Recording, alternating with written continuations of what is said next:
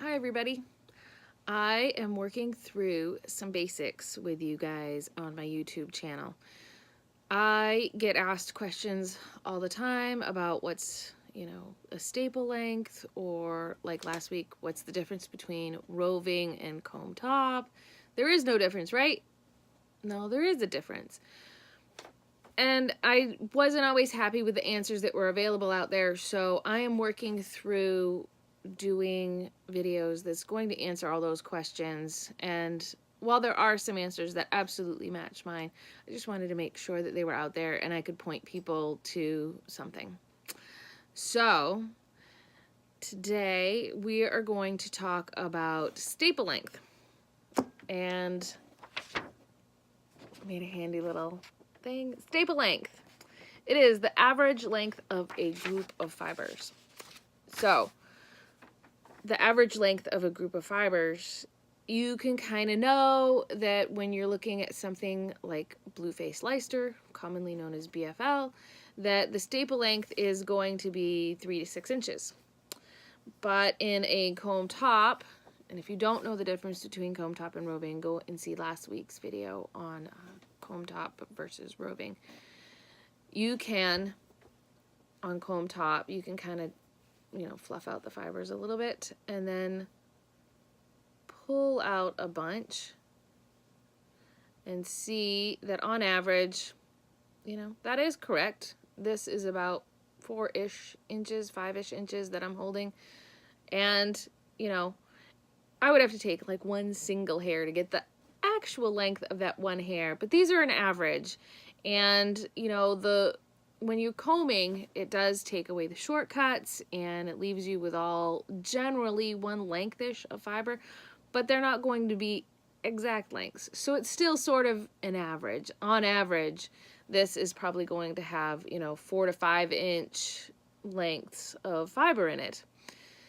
Now, the reason that's important is for when we're spinning. If I've got my hands and I am doing short draw and my hands are this far apart, they're not going to be able to draft this fiber, and I'm going to be fighting it and I'm going to be angry and it's just not going to work out for me. So when I know that this is a longer staple length, I'm going to have to put my hands further apart. They're going to have to be 4 to 5 inches apart. So if I were to take a larger bunch of this stuff, and you can see that if my hands are really close together, it's just not drafting. I just can't. It's open, it's loose. I just can't draft it because my hands are too close together. It's just pulling on, one end of the staples in my left hand and one end of it is in my right hand. So if I put my hands further apart, though, you can see how they just kind of blend away really easily. So I just know that when I've got something like this, I need to keep my hands further apart and then I'll be able to draft for spinning. It's good to know. These are handy things to know about. Just generalizations. It can be helpful to you, but sometimes you don't know what the fiber is and sometimes you just want to check, and it's always good to check. And this is Wensleydale, and a lot of people have a hard time spinning Wensleydale. And I can tell you a lot of that is because of the staple length. It just keeps coming. So this staple length is a good 8 inches.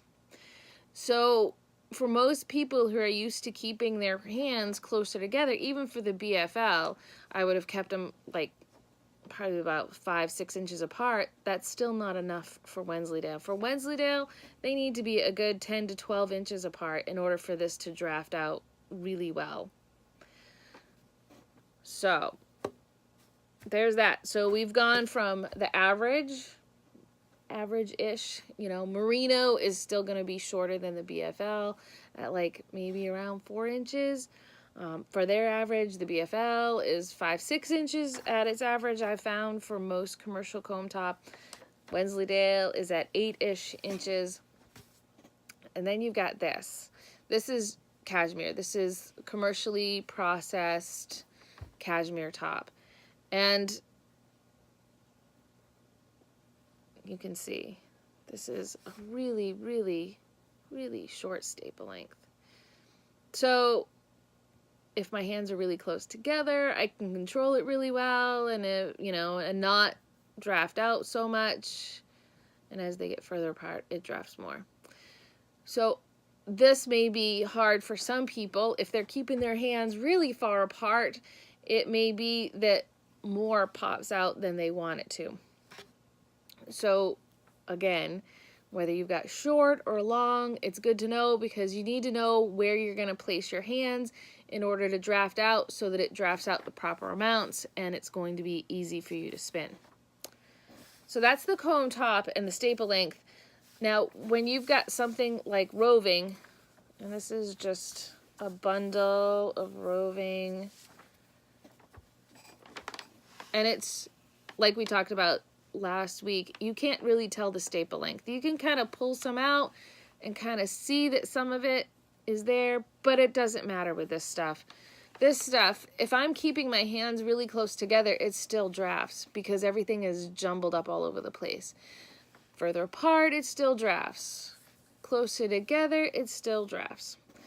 So that's why it matters to know whether you've got roving or comb top, because it's going to matter how it drafts. And the staple length matters, because it'll tell you where you need to put your hands. So if you've got a really long staple length, you want to make sure your hands are further apart, and with a shorter staple length, you can keep them closer together. So get out there, play with different fibers, and yeah, have some fun. Have some fun with the staple lengths, and if something's giving you fits, make sure you check and find out the length of the fibers, because that could be part of the problem.